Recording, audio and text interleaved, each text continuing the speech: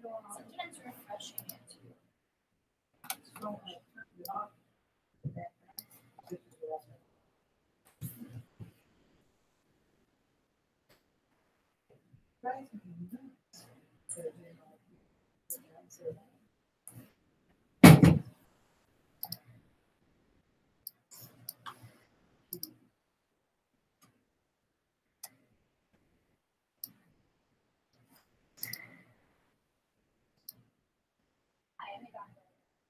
Instructor at Bird Brothers on Long Island, and I'm here today to answer some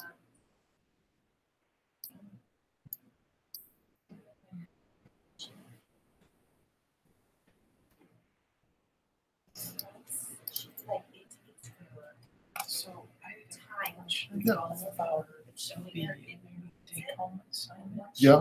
So on my camera, Right. for the AV button, Right. it doesn't work because this is a different lens. Oh, have you tried it on M mode? Have you tried it on M mode? Does it work? M? Yeah, that's what it's on. And it won't work on M mode?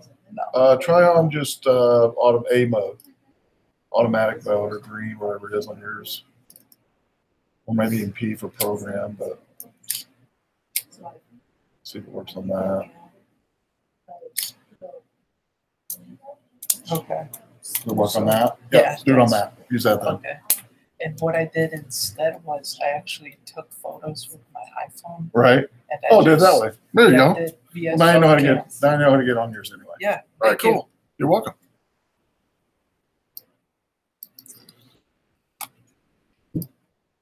Hello. How you doing?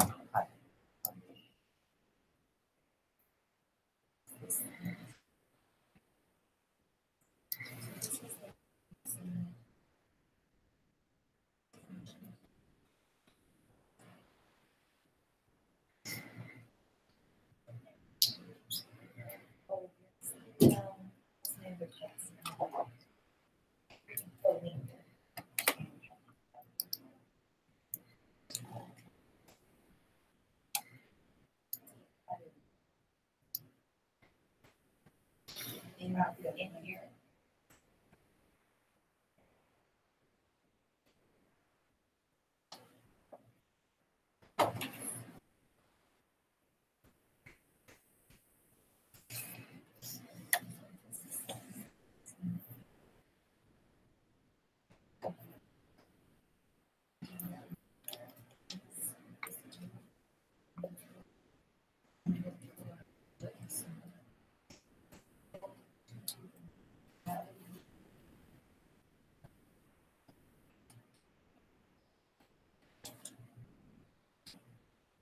Most likely it is.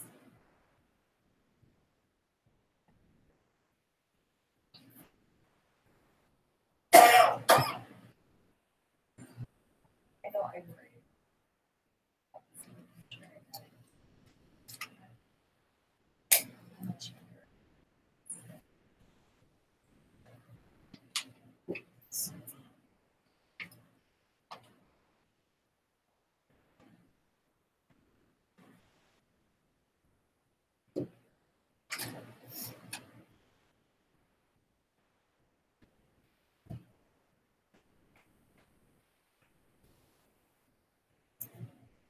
Good.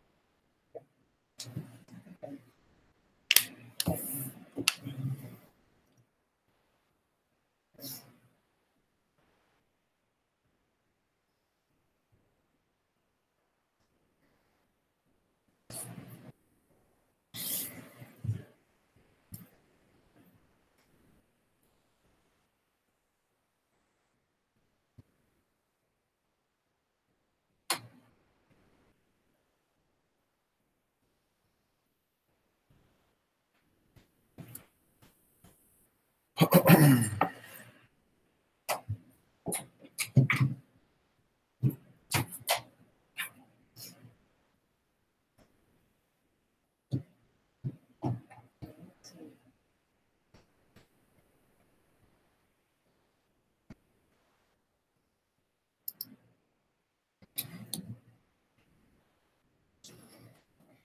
are you? How you guys doing? All right.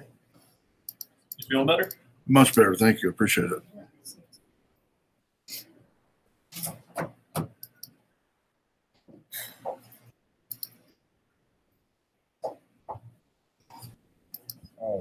Hey, how's it going? All right.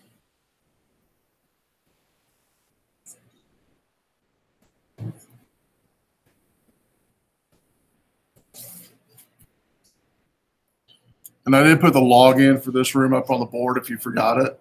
You want to log in with that. It's a little quicker than your S number.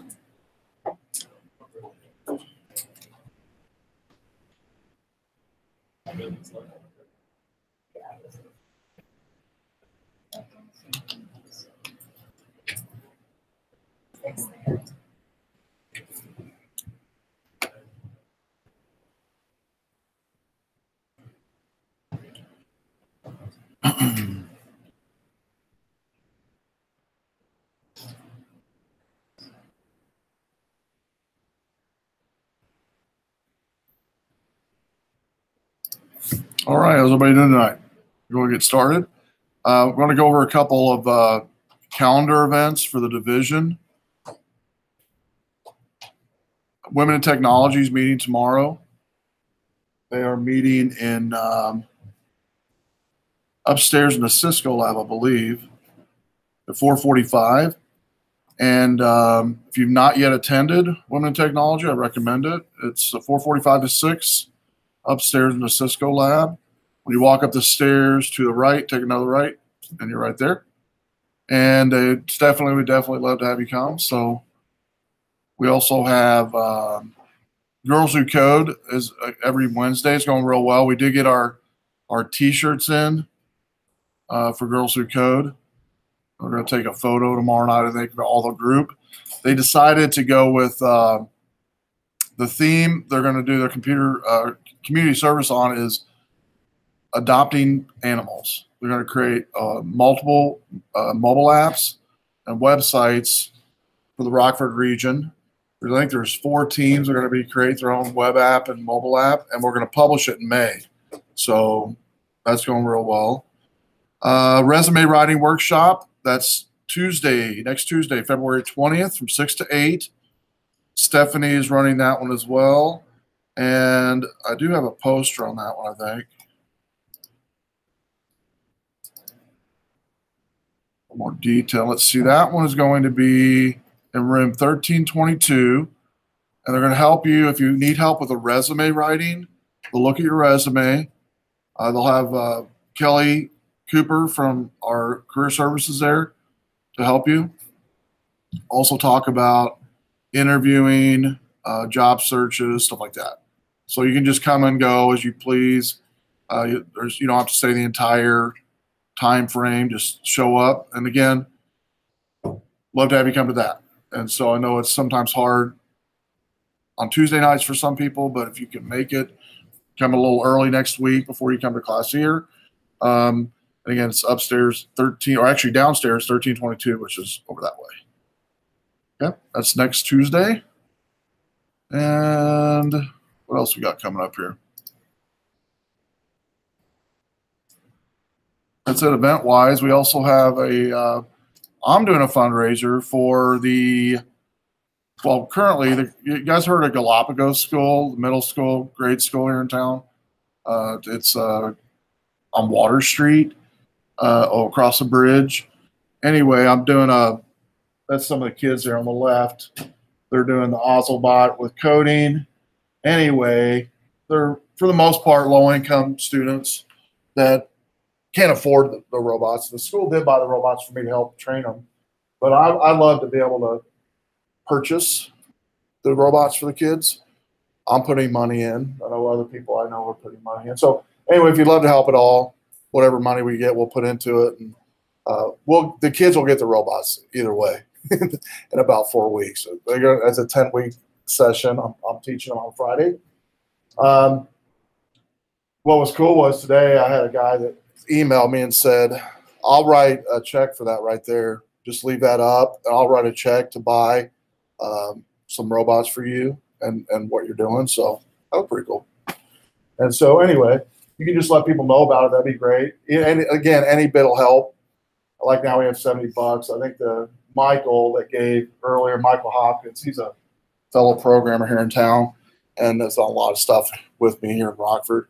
So anyway, if you're into programming, or you know somebody it is, or you just want to help kids learn coding more and kind of get encouraged to do more with coding and look into it. So anyway, it's a good cause, I think. And there's some pictures there. If you follow us on social media, follow my Professor Geek on social media. I think I have a link there, even on our MyRBC.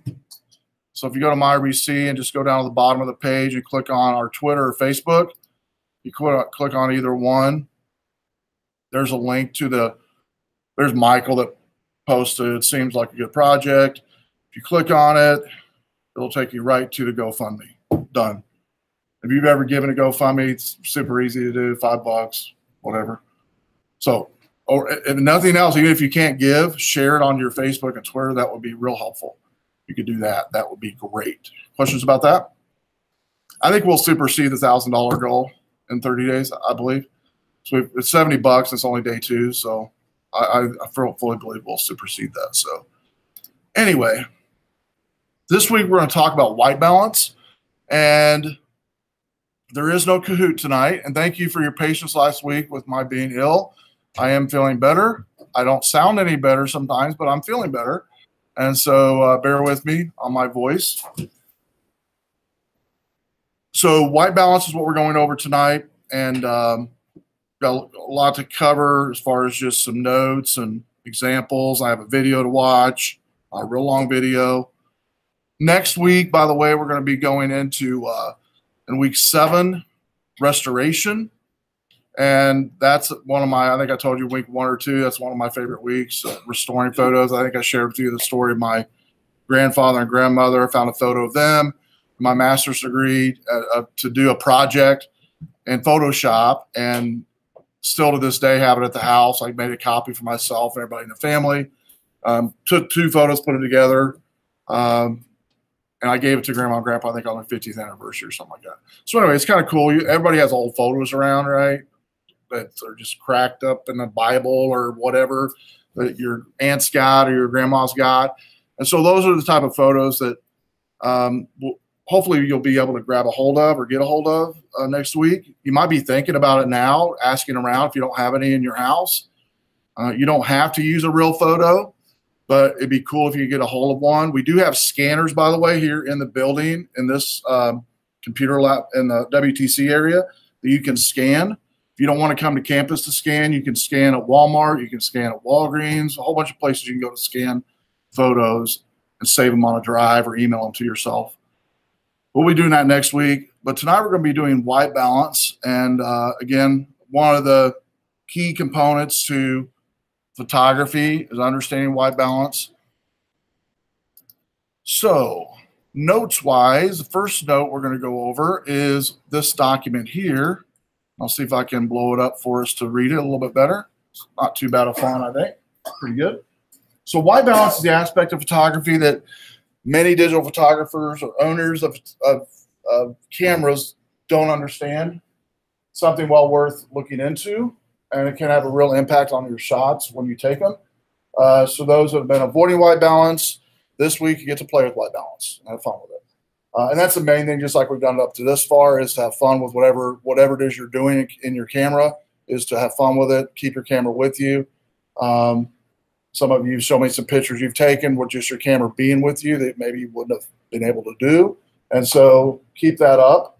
So why do you need to get the color right in your shots? Well, you might have noticed when you're examining your photos after you've taken them that sometimes they come out maybe a little orangish or a little bluish or tint of yellow.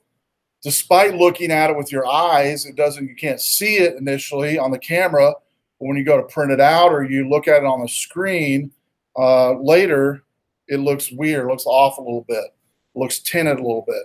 A lot of that has to do with the light source that you're in, whatever the room might be, like fluorescent or LED. All these different light sources have different ramifications on the photo quality when they come out. And so when we think of light sources, our eyes don't even notice it, because our eyes adjust so good to light, the different gradients of light, that we don't register it. So if we walk into a darker room, our eyes within milliseconds adjust. Doesn't matter what it is, right? We walk into a bright room, our eyes adjust. Okay. And so our eyes are made to do that, to where we kind of offset it. Cameras aren't made to do that. They only do what we tell it to do, or what the sensor reads what the light source is. So you've seen white balance on your camera. You've seen it. We went over a little bit. I think I've had you use auto white balance, sunlight, shade. This week we'll get into that, and we'll also let you play with manual white balance if you have it on your camera. Some of you might not. Most of you will. And manual white balance basically allows you to use what's called a white card to find out what true light is, or a gray card is what's called photography. And I've always used just a piece of paper that I've kept with me. Keep with me when I'm going places. Can't go to the camera store and buy a gray card, but you don't need to. Just use a piece of paper, and I'll show you how to do it. Really complicated, but it's really easy. How to use it, all right?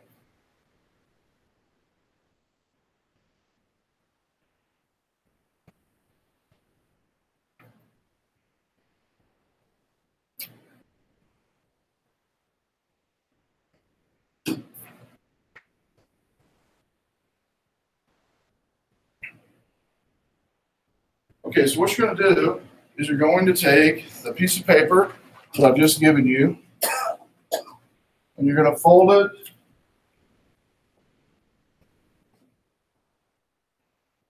I'll use one of the scrap pieces. I'm going to take it, fold it in half like this. Reading one? I skipped you. Fold it in half.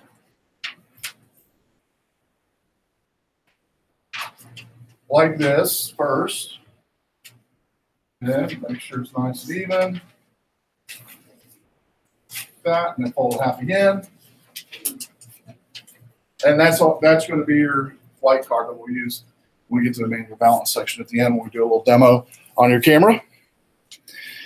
But like it says on the handout here, despite our eyes not noticing things out of the ordinary, like light source, it has a different temperature, a different color to it. Fluorescent bulbs have a bluish cast. Incandescent bulbs, the old style bulbs that we can't buy anymore, have a yellowish tint. So here's a range of differences here. On the screen here, we've got three separate, turn this off. Look at this a little better. You're on your monitor, you definitely see better.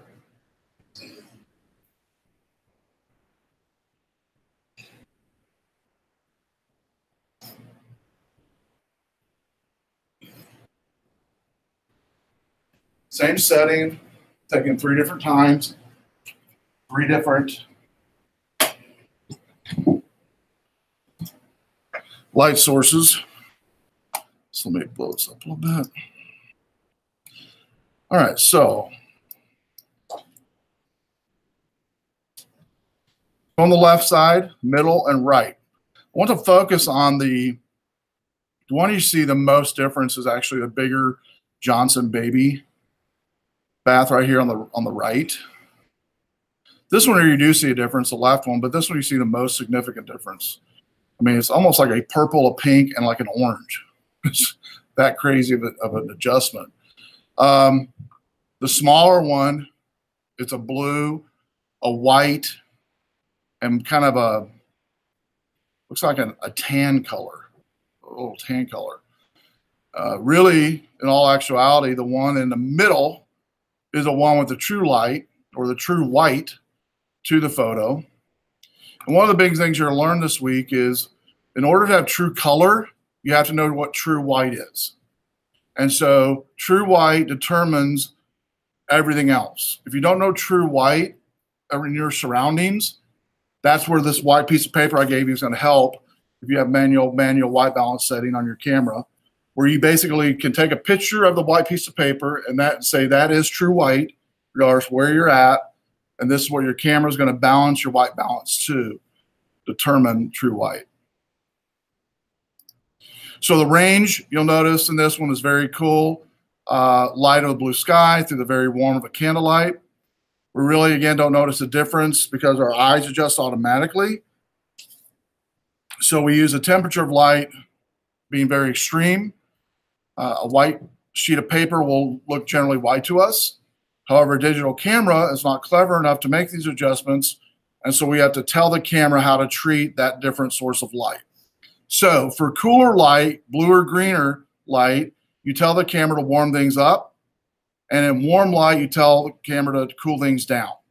In film camera days, you would normally just had a couple of choices.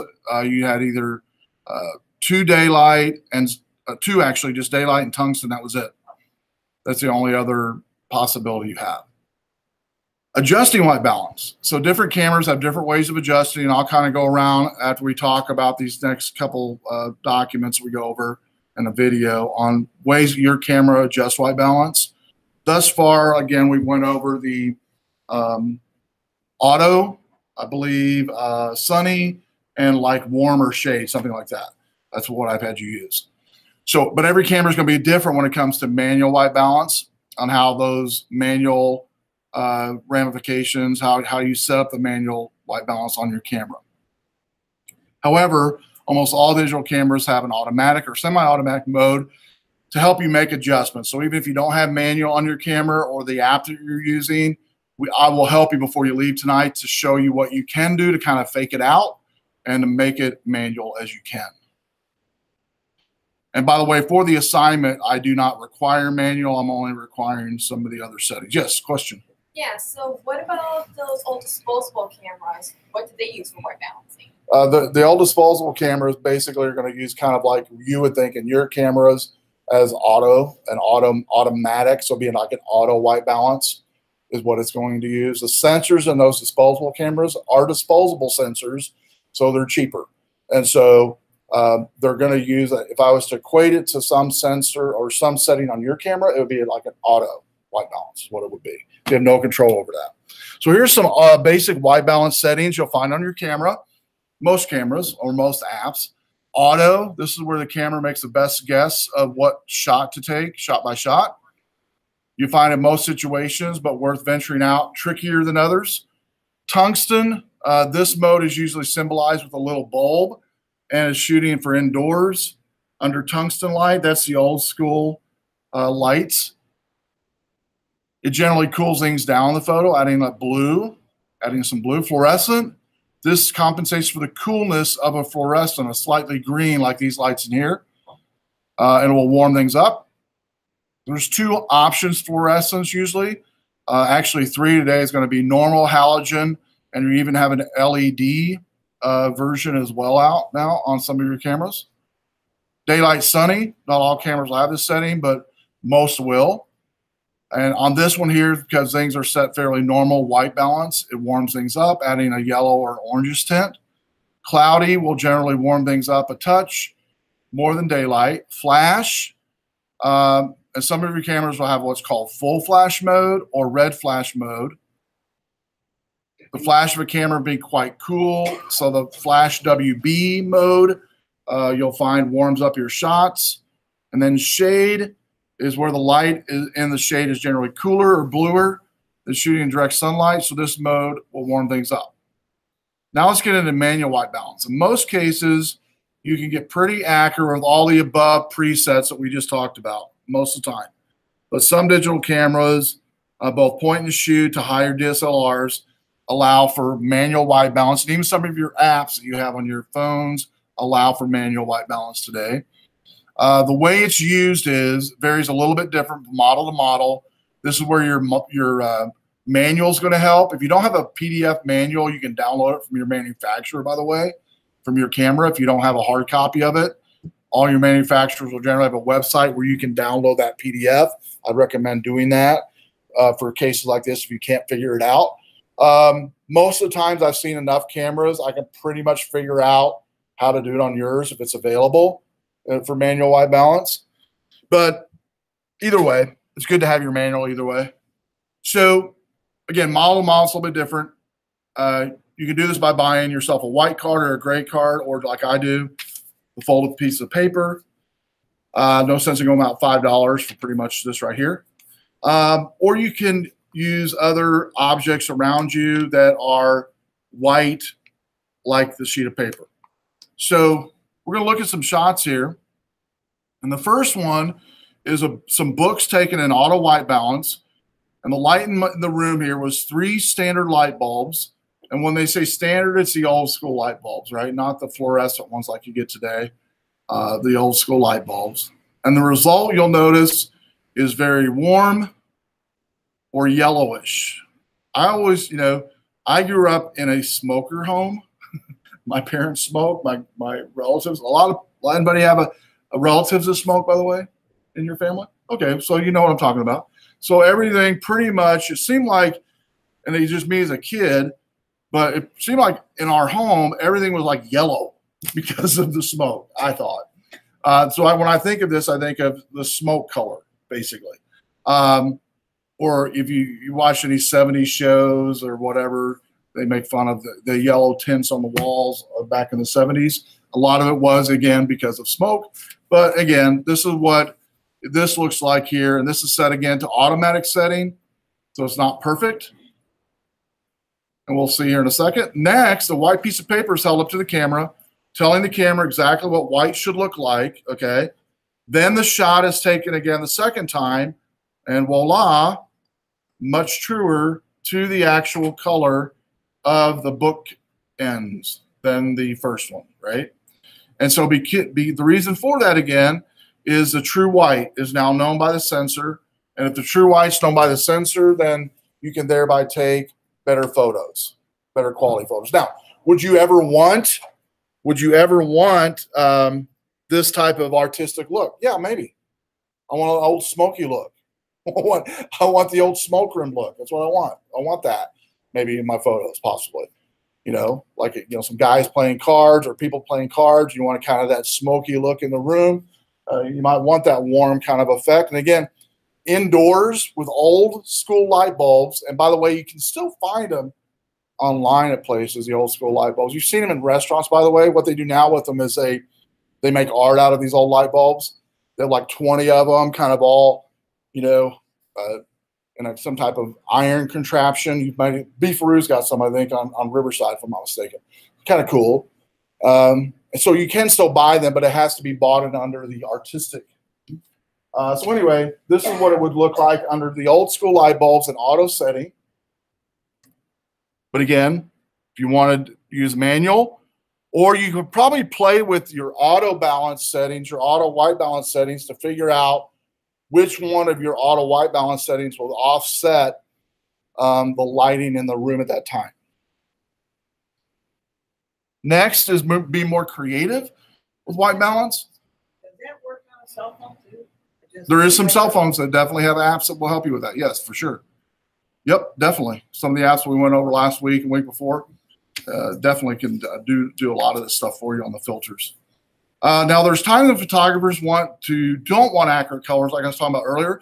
A lot of photos I do for my family and my friends when I go to do wedding photos, they want artistic shots. Okay, they want some artistic shots of where the photographer takes basically their freedom to be creative, right? And you want that because that kind of gives the photos a little extra edge, gives you as a photographer maybe an extra edge in what you do as a photographer. And so every photographer has different things that they really are good at. Me personally, I like creative photography. I like, large group, reunion type photography, family, all natural setting, no poses whatsoever. That's just the kind of photography I've always leaned towards. But you might lean more towards professional photography, where we'll go over this semester. where you actually have people come in and they do photo sessions, where they stand and you take photos of people, groups, whatever, dogs, cats. You might like that. I don't personally like that. That's not my style anyway. I can do it. I just don't love doing it. Two, like sporting photography, nature photography, landscape photography, a whole bunch of different types of photography you can get into. And depending on the photography you get into will depend upon how much you're going to use or not you need to use manual white balance. An example is if you're doing a lot of indoor photography, you're going to have to be playing with white balance a lot. Okay, just because you're dealing with different types of light all the time. So you can literally walk from room to room, just like in this building, and every room you walk into, the light source is different, right? It's different when you go outside, you have the sun as your light or the moon as your light, and they're pretty static every day. And it's something you as a photographer can count on.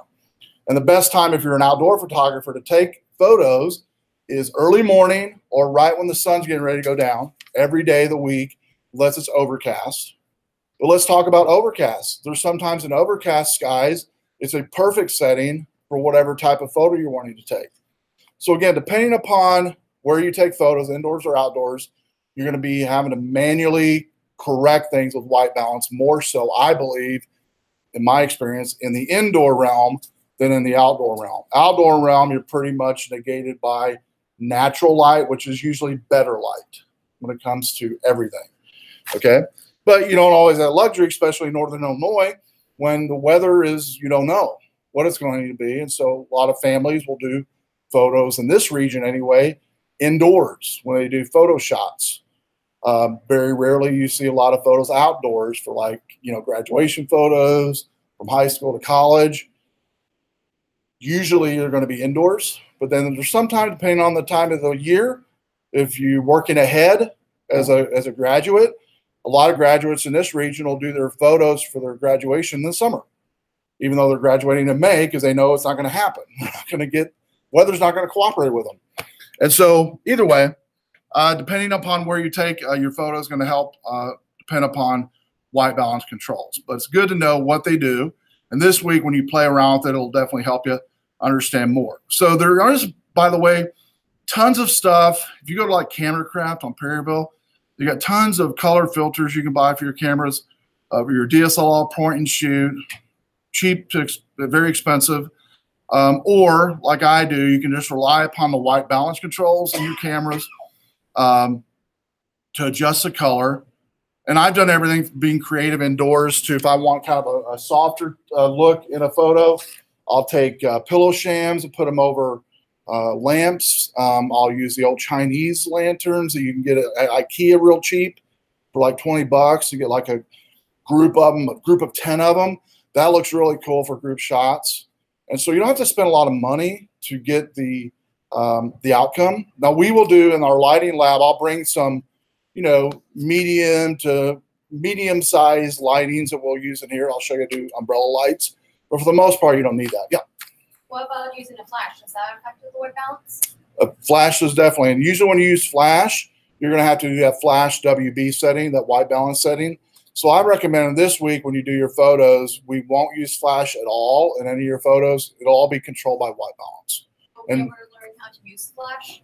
Yeah, when we do the photo lab setting, when we come in and do our portrait labs, you'll definitely be doing flash. Yep, for sure. So let's look at this one here. This is this white balance is auto white balance AWB, taking it the best guess of the camera sensor can figure out the best white in the camera or in that setting. And it does a pretty good job. Not bad. Now, if we go into the next one and we kind of bump up the color setting, and some of your cameras can actually bump up what's called the Kelvin value, which is basically called a K value, where you can take it and bump it up from 100 degrees to 4,000, 5,000 degrees Kelvin. So this one here takes it and they take the same shot as the one above here. And notice what it does here is it takes that color temperature to 28,000. It cools the colors down to maximize the camera. And so if you notice the difference here, I'll go back up to that one. That one's more of Not that it's a bad picture, it isn't. But if you look at that one compared to this one, what do you see the main differences? Let's just talk about colors for a second. The colors of the petals in the first one compared to the colors of the petals in the second one. What's the difference on the colors of the petals between the first and second one? What color's in the second one? What color do you see in the second one? We're on a purplish color. Good. What about the first one? Any predominant color there? Or is it more natural colors? Is that any more natural? Yeah, because you see the leaves are green, right? The petals are petals with their normal color. And here, even though this is purple here, but you also notice back here is purplish as well. So it kind of overshadows everything by taking it and making it much, much cooler. It's basically kind of like taking this flower and putting it in a freezer, all right, for a time. And this is what it would end up probably looking like when it cooled it down, taking the photo. Now this last shot is taking the same setting, photo setting, as the first two. It's warming it up to the very maximum of 10,000 Kelvin temperature, which basically puts an orange cast and a much warmer tone over the entire flower. But again, artistically, that might be something that you want in your photos possibly, but you're not going to know what your camera can do until you play with it, with what your white balance can do and can't do. And so hopefully this week that'll help you understand what it can and can't do. So the first shot's probably best if you're photoing on a sunset or of a beach, the end of hot summer's day. The last shot might be something you add to mood or a feeling of an image. On the other hand, if you're shooting on a cold, misty day in the countryside, you might want to enhance cooler tones like the middle one. Most cameras will basically have a rating internally of 4,000K to 8,000K. Check your camera's manual white balance to see if it has a range. If it doesn't, don't worry about it. And again, even some of your apps will give you the ability to change the Kelvin value or the temperature value of that photo. So manipulating white balance for artistic effect. This is probably one of my favorite ways to do it, is the ability to control white balance can even change from shot to shot. And this is one of the big advantages of digital over film. In film days, we could never do this outside of the negative black dark room. In the negative dark room, I could go in and do a lot of post-production and do color correction by how long I expose that film to light to do some cool effects. But with digital, there's so many cool effects you can do both within your camera and post camera, like with Pixlr that we looked at last week or week before, that you can do post-production as well. You couldn't do with film. And so it's not hard to find advice online on various white balance settings found on most of your cameras. For the most part, are pretty self-explanatory, and you'll find that out this week of how to get them to work for your needs. But most people approach white balance with the mindset of getting true color, which makes sense, the truest color within the photo setting. And then you want your whites to be white, and all the other colors will fall in suit. Your blues will be blues, your reds will be reds, your pinks will be pinks. But it won't be if your white's not white, okay?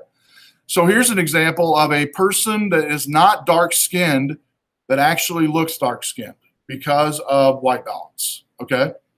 So you can do a trick here. If you want a tan to show your friends, but you don't have a tan, you can use white balance to do that, okay? And you don't have to go to the tanning salon. You can just take a white balance and play with it until you get the effect of what you want your skin to look like.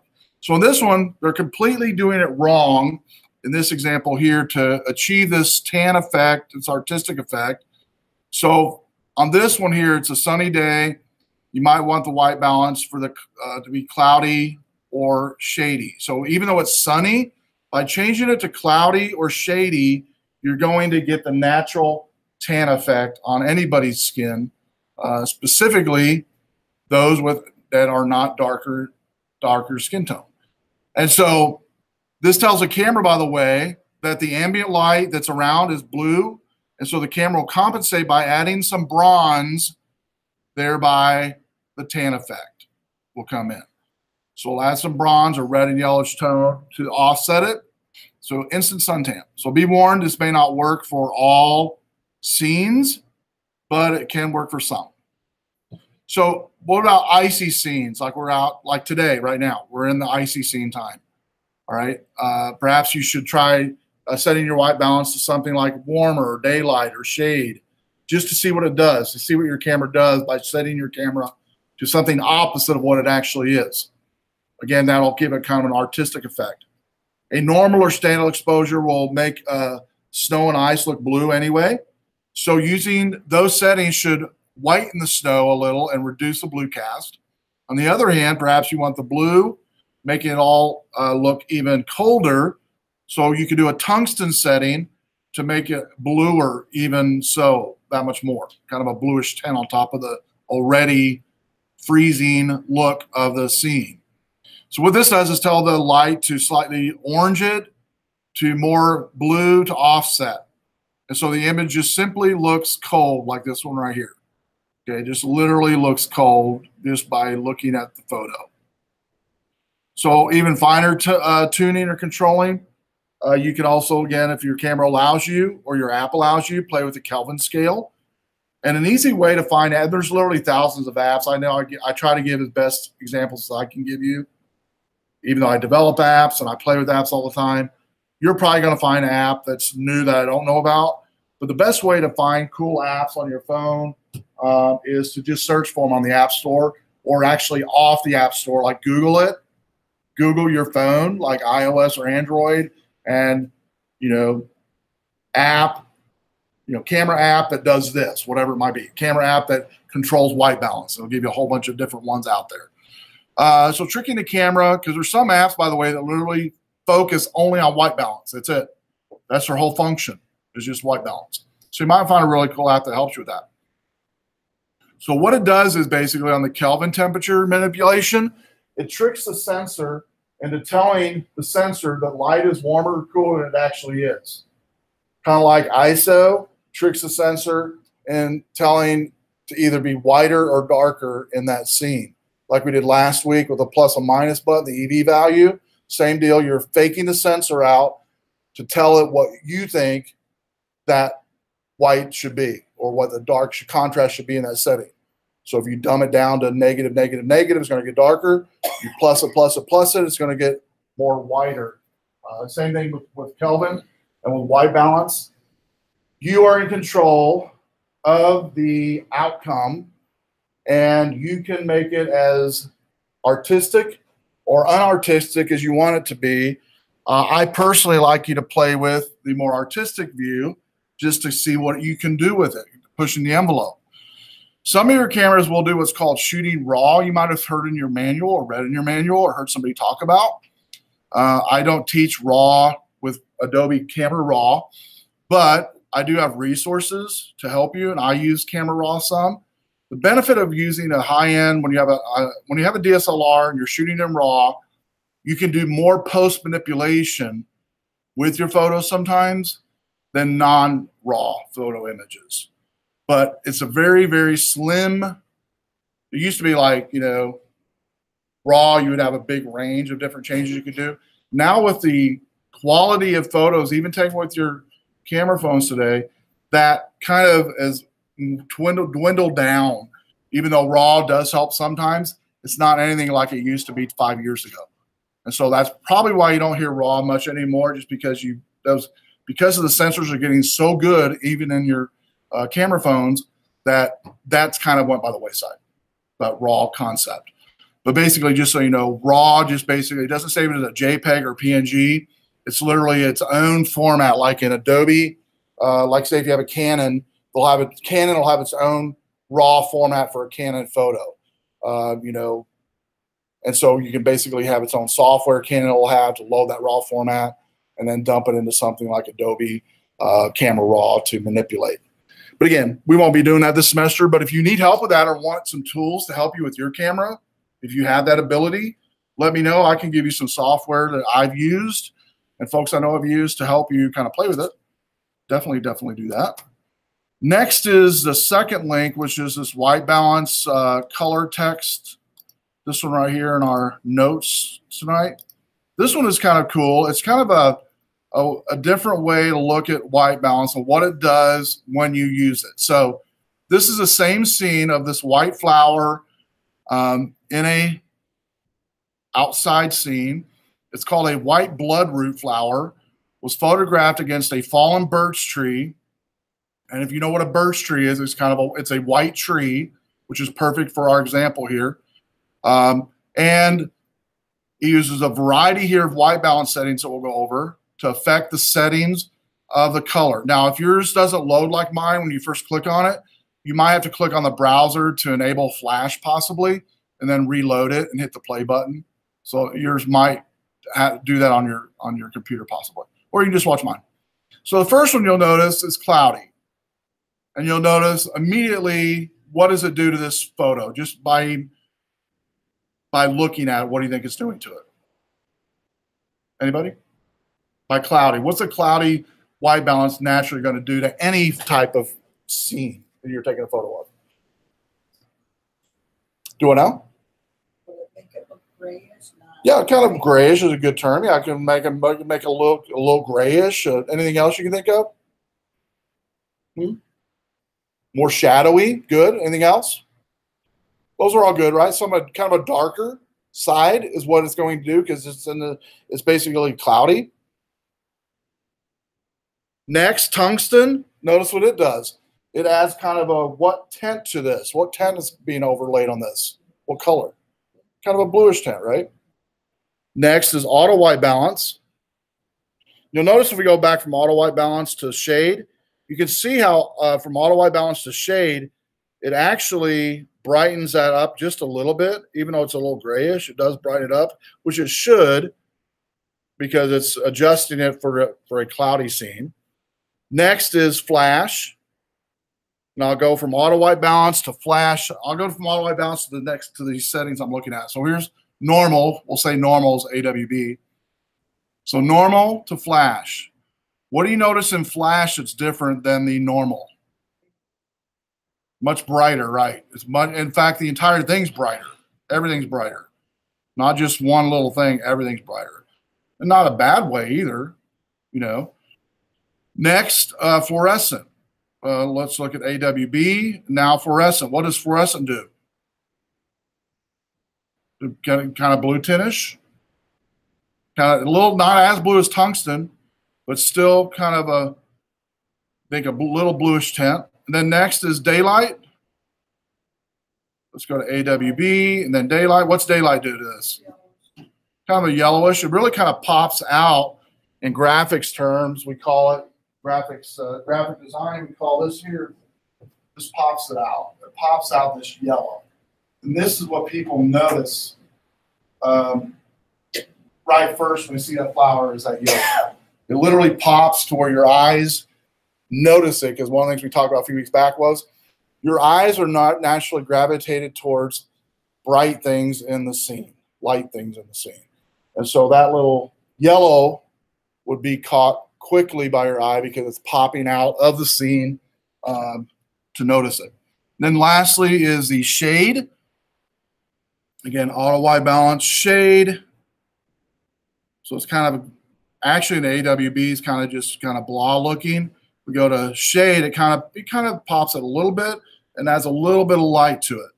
So again, cloudy, tungsten, auto white balance, flash, fluorescent, daylight, and shade. All of these do different things to the scene that you're taking a photo of. And so it's good to know when you're playing with a photo setting to go through all of them. Even though this week I'm only going to have you use a few settings, there's no reason why you can't go through all of them as you're playing with it to kind of see what it does. Line up your photos side by side, and here's what all the photo settings are for these different white balances. You can see what they do.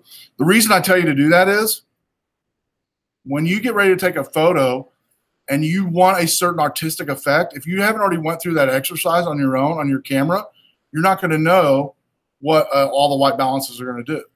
And so now's the time to actually play with it and see, hey, what's this do? And that way you kind of already know. I've had some students actually, and when I first started learning photography, I wrote everything down on a little notebook. You might not have to do that if you don't want to, but I did write everything down on a little notebook on the camera I was using, and even the camera I use now when I first got it, I wrote everything down. And until I learned it second nature on all these different settings, I kept it with me all the time. Okay. And it might take a year to learn all these different tricks of your camera. And again, you will gravitate towards some of these tricks more than other people just because you really like doing it and you'll like certain effects. All right, next. This one here is looking at different photos side by side. I'm just going to drop down from top to bottom here. This first is a photo in direct sunlight. We'll say it's at noon, direct sunlight, not a cloud in the sky. And then we're going to look at some effects of white balance below the photos. So here we have tungsten, sunlight. I'm making my mouse twirl around in them. Cloudy, shade, 2500K. It's going to warm things up or cool things down. And then 4000K, warm things up. 7100K, even further warm things up. And top warmth, 10,000K. All right. So here, auto white balance, if you look at all of the different types of white balance, probably does a perfect job in this case of a good photo. What we would say good photo, what a good exposure, good saturation, good colors, everything. Does a pretty good job. Next, let's look at this one. This is a shade, car in a shade. It's a white car in an open garage. Okay, so the first one, again, is white balance, auto white balance. The second one is tungsten, then direct sunlight, cloudy, shade, 25,000K, which remember that's making it cooler. 4,000 make it a little warmer, 7,100 make it a little warmer, and 10,000 the warmer. So out of all of these photos, from the auto to the 10,000, without me showing you what it says in your article, which one do you think looks the best outcome? How many thinks cloudy? How many thinks shade? How many thinks 10,000? How many thinks 7,100? How many thinks direct sunlight? Okay, so most of you looks like cloudy or shade was the option. And so this one here says auto does a great job. Otherwise, it would turn out blue. It goes on and talks about most cameras, no problem. On other cameras, shade is what it chooses on this one here. Again, it's in the shade, so it makes sense that this shade would work. Tungsten, this is conventional light bulbs inside your refrigerator, which in your refrigerator, I believe there's still the old school tungsten. So here we have auto white balance. We have some water bottles and milk and some bushberries there and sodas. Auto white balance, and we've got tungsten, direct sunlight, cloud, shade, 25,000 all the way to 10. So a little key on this is, I'll help you with this. Whatever the type of light source is, you're going to try first in the white balance that, see if that white balance is available to try first. If it's not available, then you go to manual. So for this one, just if it's tungsten, which one do you think it's going to gravitate towards being the best one probably? Since it's a tungsten light source, which one looks the best you think? How many thinks direct sunlight? How many thinks tungsten? Okay, yeah, that's the one that's, well, really, you know, if you think about it, I think even 2500K looks even better because it's even going to be cooler than the tungsten. But it's actually probably not in actuality the way it looks. It's the way we'd like it to look. It's a little lighter, but more likely the tungsten on this one. But 25,000K looks good as well, I think. Next, indoor at night, low wattage, tungsten, old school bulbs. So again, we have that yellowish tint we can see already here. Already we see it. The smoke room here. Auto white balance. Then we've got tungsten, direct sunlight, cloudy, shade, 2,500K all the way up to 10,000K. How many with raised hand thinks it's 2,500K is the best? How many thinks tungsten is the best? How many thinks none of them is the best? All right.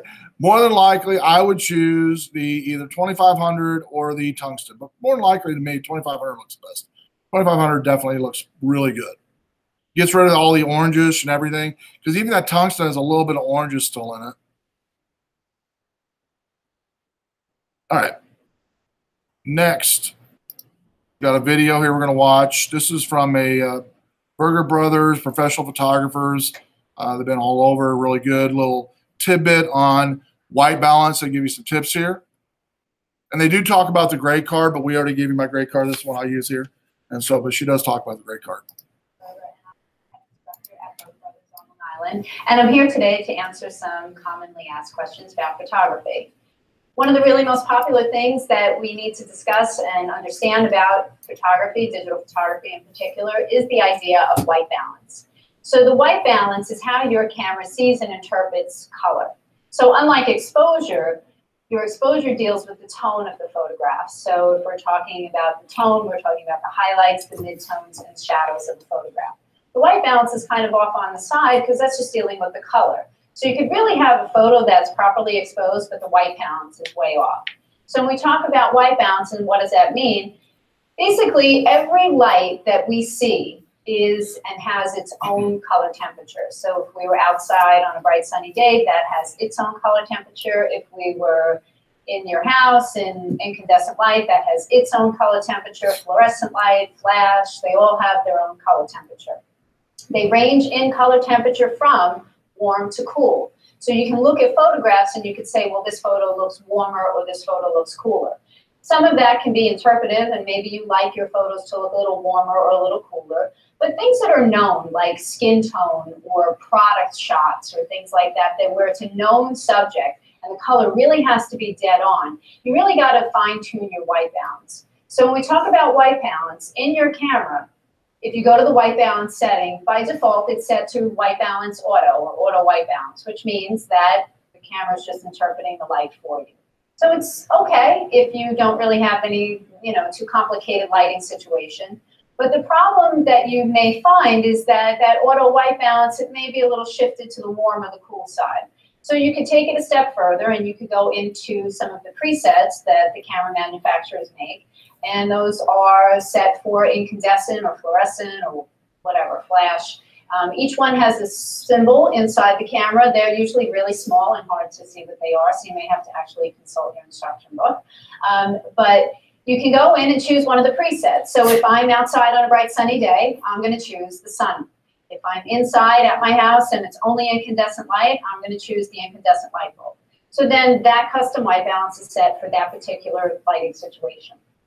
The problem occurs when we go someplace, and let's say I came to your house for a party. If I was at your house at a party and we had incandescent lights on in the kitchen and we had daylight coming in through the sliding glass doors, and then I put my flash on to take a picture of you, I now have 3 color temperatures that I'm expecting the camera to interpret. So you could choose that auto white balance, but what will happen is the camera is going to auto white balance based on the dominant light source. So if the dominant light source was the incandescent light, it's probably going to be too warm. If, however, you choose one of the presets, well, which one do you choose? I have 3 different color temperatures, so I'm not sure which one to choose. That's when you really have to take it a step further and do something that's called custom white balance. Now, each camera has its own way of doing custom white balance, and I wish I could just say to you, well, here, go and do this. But I can give you some tips, but you really have to consult your camera manufacturer's instruction book and see exactly how your camera calibrates to a custom white balance. But one of the things that you have to do is you need to give the camera something white to look at. Now, you could use a white piece of paper, but not all white pieces of paper are created equally. So what I would suggest, and my tool of choice, would be something called an expo disc.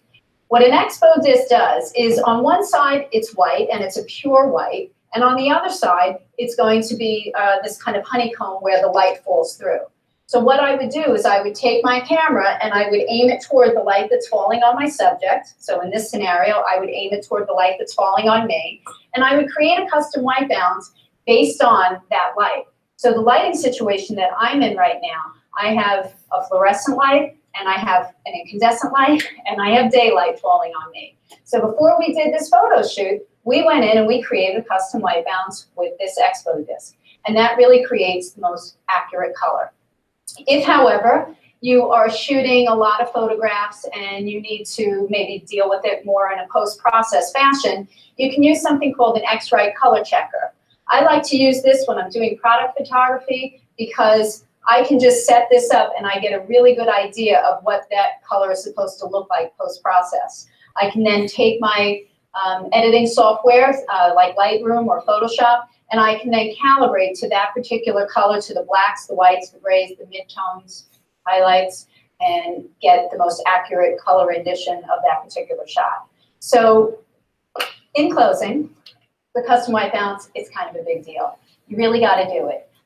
You should definitely try to get out of that auto white balance. And for those of you that are kind of new to photography, I get it. It's a lot to think about. You can certainly set your camera to auto white balance, but why not try and play around and use some of the presets? And you can even use the presets just for fun and lie to your camera. So on a bright sunny day, choose cloudy, see what it does. But if you're really looking to obtain accurate color, you really got to use some sort of device to get yourself a custom white balance. All right. So again, this is our gray card. This is what we're using. All right.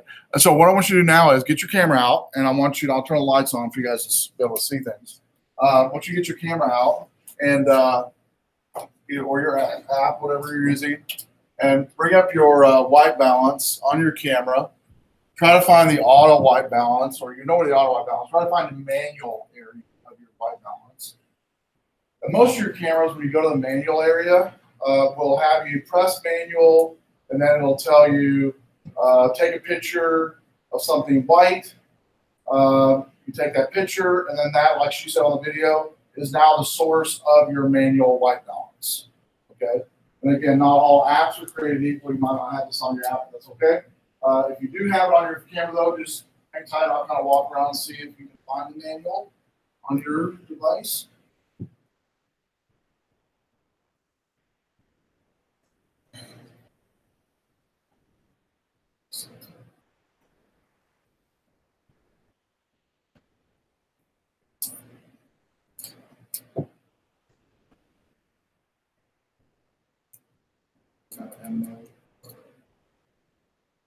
Okay, go on.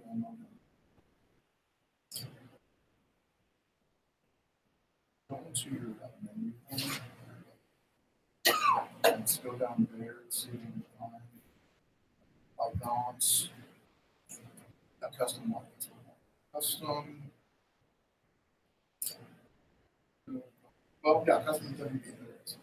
Custom WB. Go down to that. Click the button to it. And this is where you take a picture of the piece of paper. Take a piece of paper out.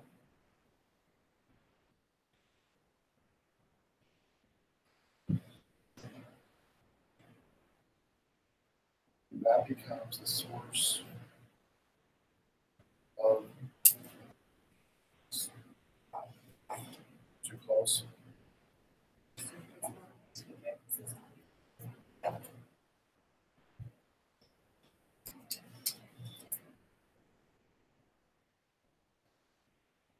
It should say on the screen there what's it say shutter new white balance. So your shutter button.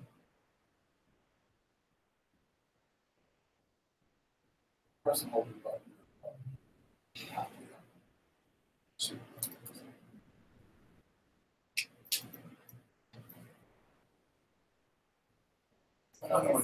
Can you highlight it and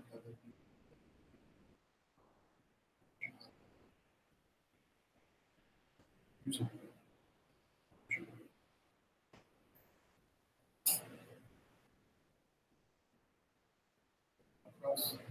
Press the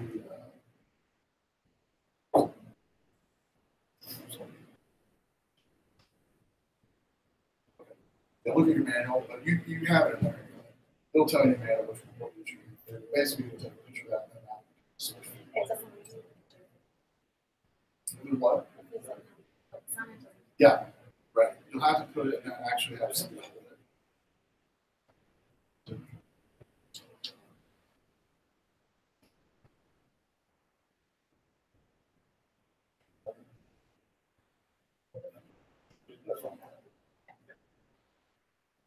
Good. That'll work.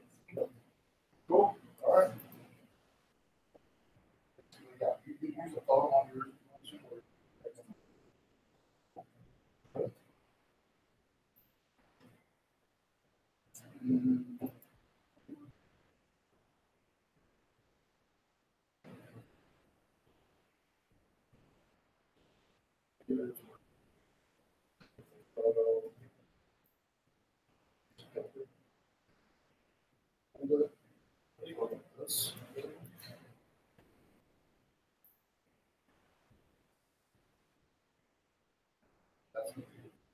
Set.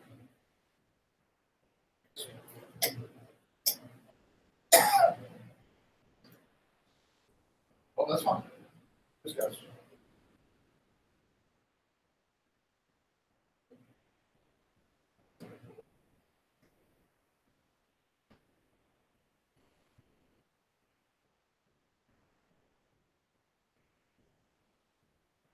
That should be best.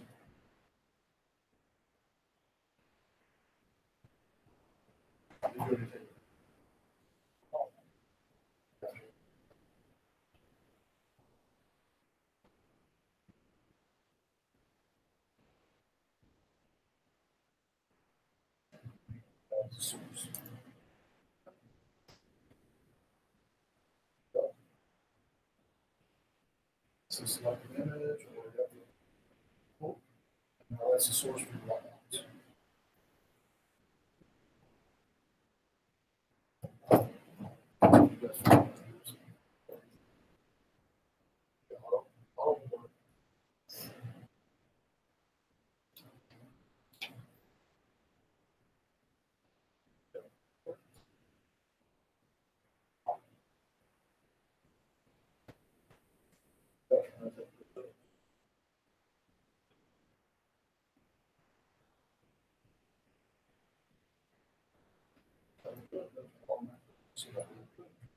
Next. Yeah, so you're going to have more of it. This one. Right. Should be custom WB, I'm guessing on yours. Yep. And then you will go click that again, set, and go over and click OK. See what it says OK. Set OK. Click up to it.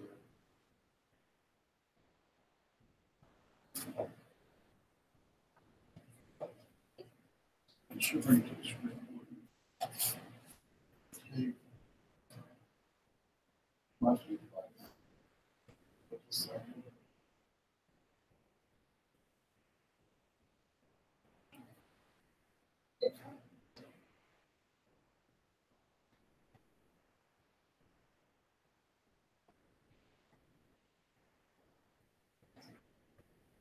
you know the area that. So look at the manual will help you with the rest of it. What does that like? Is that manual? No, yours. White balance? I don't have. No, yours not going to have it. Sorry. Yeah, if you have a phone app, Brian, most of your apps won't have it, but that's all right. If you don't, no big deal. Not required for the homework.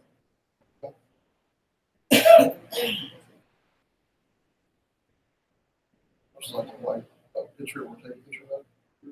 Not sure. Yeah, if you go to the, go back to your manual and see what it's doing right now. We go, choose that preset manual down to that. And then here's where you can actually select a photo. Or take a photo. Right, exactly. Then you can select that. Yep. Good.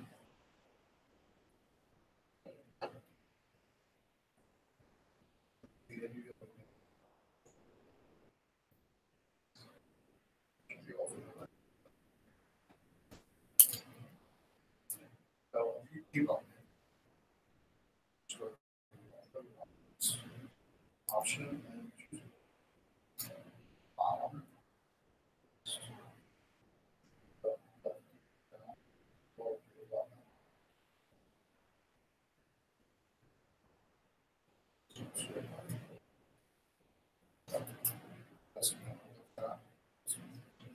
Here's where you take a picture of that.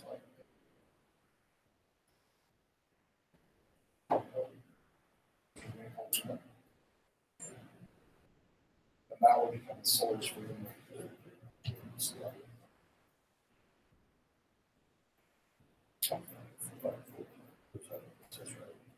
Right, cool. Awesome.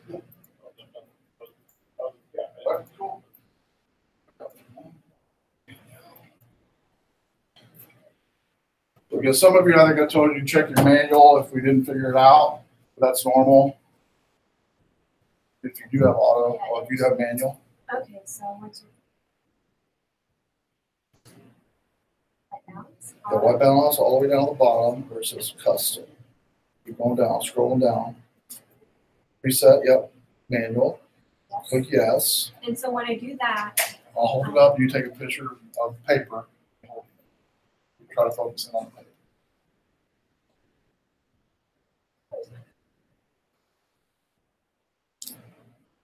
white balance measure is successful. What else? Is that what's that?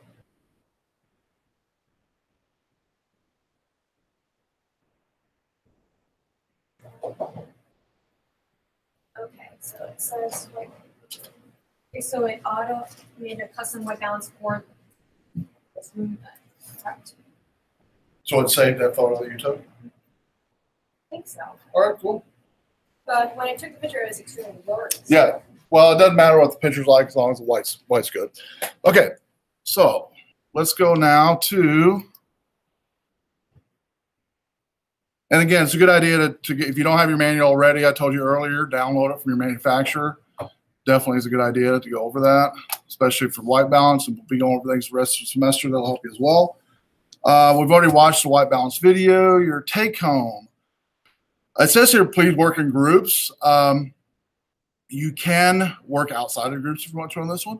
But basically, you're going to go for 10 or 15 minutes, and you're going to manipulate white balance, take 3 to 5 photos, and being late like it is, I will let you decide what you want to do on this. You don't have to hang out with each other for 15, 20 minutes before you go home.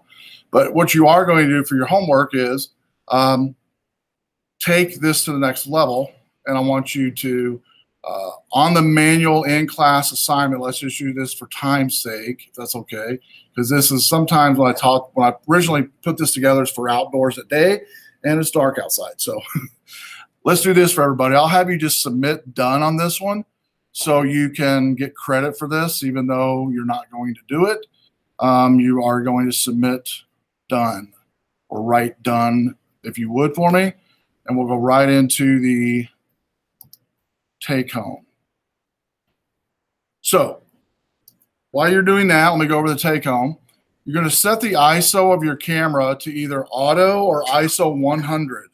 I recommend auto, but if you're going to do auto, keep it auto throughout the whole time.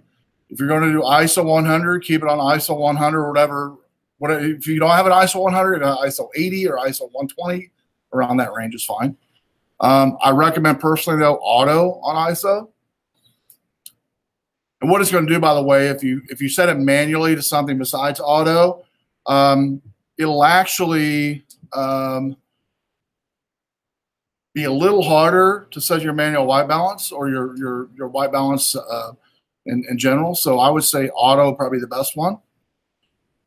But set your picture max to size to max. I threw this one in this week because some of you don't know where your cameras are set to do that, and most of your cameras, except for your phone cameras, will have an area in the camera to set your picture size to maximum size. So if you don't know where that's at, look in your manual. It'll show you where to find it. It'll be in your settings of your camera, by the way, of how to do that, of how to set the maximum size. And set the compression quality. And these are for folks that have cameras. The apps won't work on this one, but to best quality JPEG. And again, your manual will tell you how to do both of those. Number 3, use the auto white balance, and you're going to shoot 4 pictures of the below light settings. So you're going to shoot direct sunlight. Find a direct sunlight setting. You're going to find a shade setting, a tungsten light setting, which might be hard to find, possibly. If you can't find a tungsten light setting, skip that one, which is the old school bulbs. Under fluorescent. So for sure, everybody should be able to do 4 photos of sunlight, shade, and fluorescent. All right. So then and this is on all auto white balance, by the way, all auto white balance with the ISO set to auto, sunlight, tungsten, and fluorescent, all auto. And then set your white balance to sunlight and shoot the same pictures, the same exact picture you did earlier. You'll shoot the in sunlight.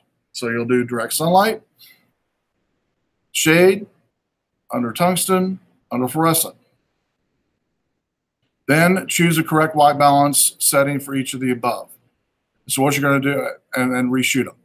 So basically what you'll do is on number 3 and 4, you're going to play with auto white balance and white and sunlight, and you're going to basically shoot those pictures in these 4 different light settings. All right. And so auto white balance, you will do in the light setting, direct sunlight, in the shade, tungsten, and fluorescent. Again, if you can't find a light setting that's tungsten, forget about that one. So direct sunlight will have to be during the day. In the shade can be any time during the day as well. That's, you know, find a tree that's shady or whatever. Fluorescent can be in your office, can be in your house. But those are going to be using white balance. And it says 4 pictures of each of the below settings. And so on this one right here, you basically do auto white balance, and you're going to do, for sure, direct sunlight, under tungsten, and fluorescent. Then on number 3, change the white balance to sunlight, do the very same light settings. And then number 5, you're going to find the correct white balance setting for each of the above photos and reshoot them. So here's an example of what you could upload if you have the ability on the, what's it, the tungsten one. So basically when you upload your photos, it's going to be a maximum you can upload 12 photos, 4 auto photos, 4 sunny, and then 4 correct. And what correct means is you're going to decide with the white balance and the true light what setting you should set it on. Okay, so whatever you think that might be, depending, like if it's a shady day and it's a shady setting, you might set it on shade for the auto white balance. Okay.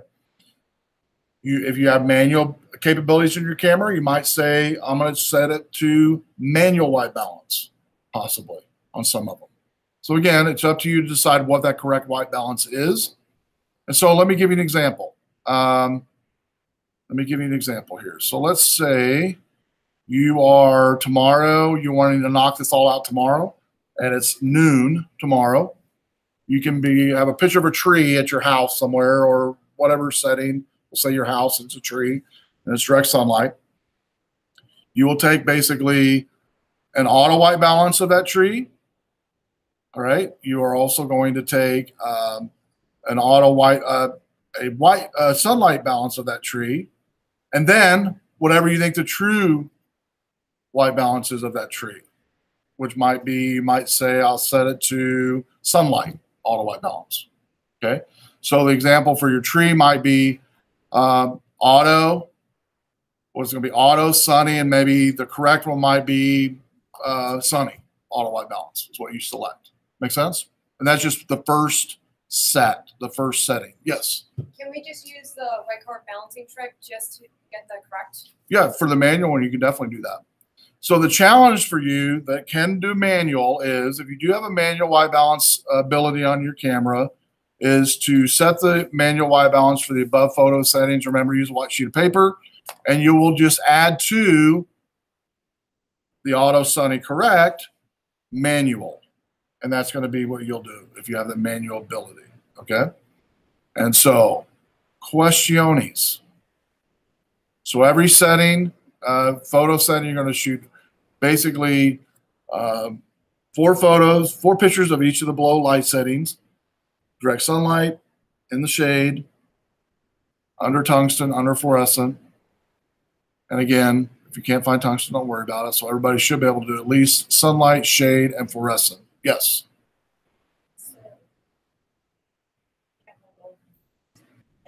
Number 3, auto white balance, right? That's the setting we use. Yeah, on the camera, that's the If setting. we take Yeah. a picture in the sunlight, in the shade, we take them in those lighting. Correct. Okay. Yes, correct. Yep. And in the second one, we set it to sunlight, the setting. Yes, you do. You set it to sunlight manually, right, on your camera. Yep. And if I don't have manual, I just keep it and I'll Yeah, you'll end up with this. If you don't have manual on your camera, and it's a challenge, even if you have manual, you don't have to do it. Everybody should be able to do auto 1, auto 2, auto 4, sunny 1, sunny 2, sunny 4, because somebody might not be able to find tungsten, and then correct 1, correct 2, correct 4. Everybody will do that. Okay? Questions? So again, I did the tree example. Tungsten, shade, it could be outside, same area by the tree, but in direct sunlight. And then fluorescent could be in your house. And you can knock them all out if you want to that way. Just make sure you're having, for all of these, direct sunlight, you will do auto, white balance, and correct. For tungsten, you'll do auto, sunny, white balance, and correct. For fluorescent, you'll do auto white balance, sunny white balance, and the correct white balance. What's a regular light bulb in the center? Well, the old school light bulb. Remember the one that has a little filament, the two little things and a little filament in between? That's the old school, the tungsten. Oh, that's a tungsten. You can't buy those anymore. I think they're illegal, right? You can't even buy them anymore. You can't buy them at Ace. Is that right? Am I wrong about that? I don't think you can buy them anymore. You can buy just the old, the new fluorescent types, right?